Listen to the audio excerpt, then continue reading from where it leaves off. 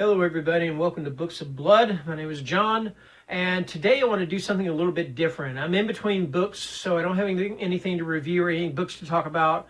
So what I want to do is my top 5 favorite superheroes that are supernaturally or magically based. And what I mean by that is they have some kind of supernatural powers, they have some kind of their association within the confines within comic books is more supernatural, magical based than the rest of the superheroes out there, like Batman or Superman, Supergirl, or whoever. All right. So that being said, this one is going to be my top 5 superheroes. In other words, my top 5 favorite male, magical, supernatural based superheroes. And then in a couple of days, I'm going to do one that's going to be my top 5 female or superheroines that are magical or supernatural based. All right. So that being said, and I would say that these are in no particular order, but they are, because I do have my least favorite to my favorite. So that being said, at number 5, I'm going to go with Deadman. Now, Deadman, when he was alive, the name says it all. Okay, Deadman. Yes, that is exactly what he is. He is a dead man. He is a ghost. Okay, now when he was alive, he went by the name Boston Brand, and Boston Brand was a circus performer. He was a trapeze artist, and one day he is killed. He's murdered. And the suit that you see him wearing is the suit that he was performing in. So, of course, when he dies, that's what he's wearing when he dies. So, what can Deadman do? Well, Deadman can inhabit the bodies of the living, and that's how he kind of gets around and how he's able to do how he's able to fight crime or whatever you want to call it, fight the forces of evil. So yeah, that's Deadman. He's basically a ghost. He's been around a long time. Let's see, how long has Deadman been around? I've got a little bit of cheat sheet right here. He's been around since 1967. He was created by Arnold Drake and Carmine Infantino. Okay, so that being said, that's my number 5 pick, and that is, like I said, that's Deadman. Okay. All right. So my number 4 pick, and this was one that was really tough whether I wanted to put it at number 4 or not. But I thought, yeah, you know what? I will put it at number 4, and that is Werewolf by Night. Now, Werewolf by Night is a guy named Jack Russell or Jacob Russoff, but he's named basically by the name Jack Russell. That's his Americanized name, which I always thought was kind of funny because the Jack Russell Terrier. So, Werewolf by Night first appeared in Marvel Spotlight in February of 1972. He was created by Roy Thomas, Jerry Conway, and Mike Ploog, and he's exactly what it says he is. He's a werewolf, and he becomes a werewolf when he turns 18. It is a family curse. So, most of the time, the comic book revolves around him trying to find a cure or going into these fits of rage where he kills somebody, kills an innocent person, or thinks he kills an innocent person, and then just has this whole angst or whatever, or whole goes this depression. He's like, oh my God, woe is me, I killed somebody and everything.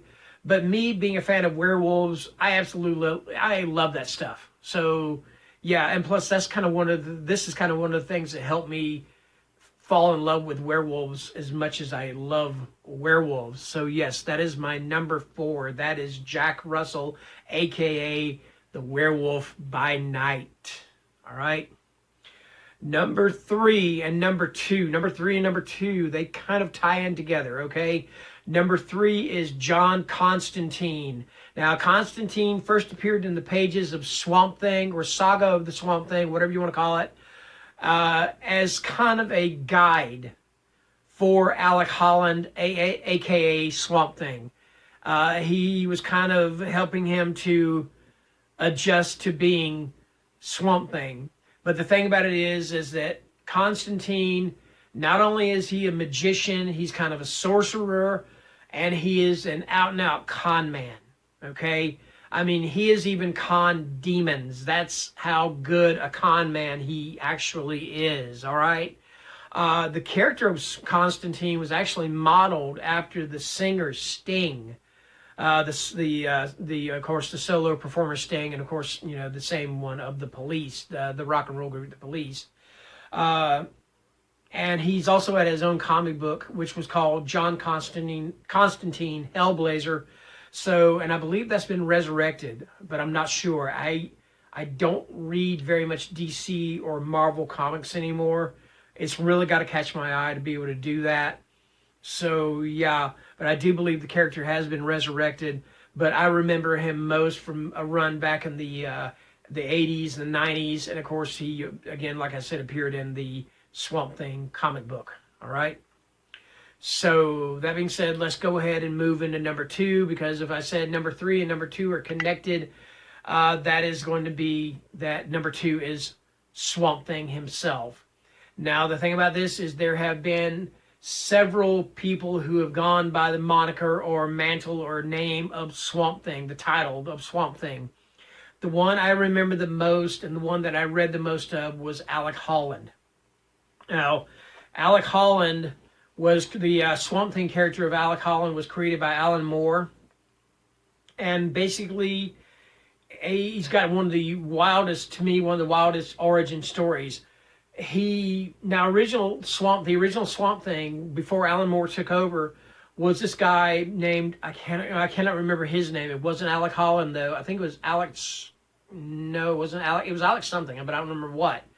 But basically, he was a scientist. He was doing experiments, and those experiments went wrong, and one thing led to another, and he became Swamp Thing. Okay, so the origin story for Alec Holland is this, though. Or the Alec Holland becoming Swamp Thing is that Swamp Thing is a plant that dreams that he is a man. All right? So, yeah, just kind of mind-blowing right there, you know. And one of my favorite storylines with that is he has this girl, this woman that he is in love with, and she's in love with him. Her name's Abigail Arcane. She's the daughter of his arch nemesis, Anton Arcane, all right? So she gets arrested and taken to Gotham City for crimes against humanity because they're like, oh, she's having sex with a plant. You know, I didn't write this stuff, all right? But it's still some mind-blowing stuff anyway. All right, and when Swamp Thing hears about this, he has this power to tap into the green, and he can make plants do anything that he wants them to do. He turns Gotham into a literal jungle. I mean, he freaking chokes the city of Gotham City. He literally chokes it with plant life until Batman basically says, look, give her back to him. All right, just to save his city, you know. And he tells him, he said, if you ever do this to my city again, he said, I will kill you. And that story always just stuck with me. I always loved that storyline. All right. So now, all right. So that's my number 2. All right. So now I'm moving into number 1. And this is the character, one of the characters that that in my younger days, this is one of the characters that cemented my love for horror. And I'm talking about the Spectre. Now, back in the old days, now the Spectre that I know, there have been 4 variations of the Spectre. But the one I know was a police detective by the name of Jim Corrigan. And Jim Corrigan, he was murdered. And he was brought back as the Spectre, which is this spirit of vengeance. And so he gets revenge, vengeance on criminals. And it used to be some really awesome ways that he would do this. Back in the old days when things, you know, they could put a lot more violence in comic books. Like one, he actually made this pair of giant scissors form out of midair, out of thin air, and he cut the criminals in half. He actually has turned the criminals into rats. He's just done all these horrific things to these criminals using his powers as the spirit of vengeance. Now, when I said there have been other spirits of vengeance, after Jim Corrigan, there was Crispus Allen. I don't know a lot about his origin and how he became the Spectre.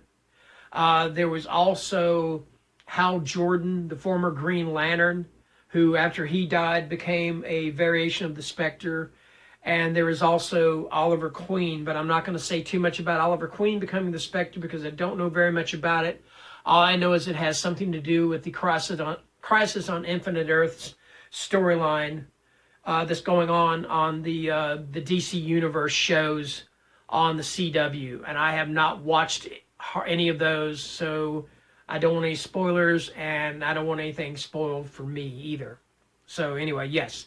But yes, that is my top 5 favorite superheroes that are magically or supernaturally based. All right.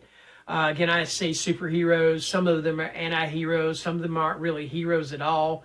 But I'm just using that as a broad spectrum. All right.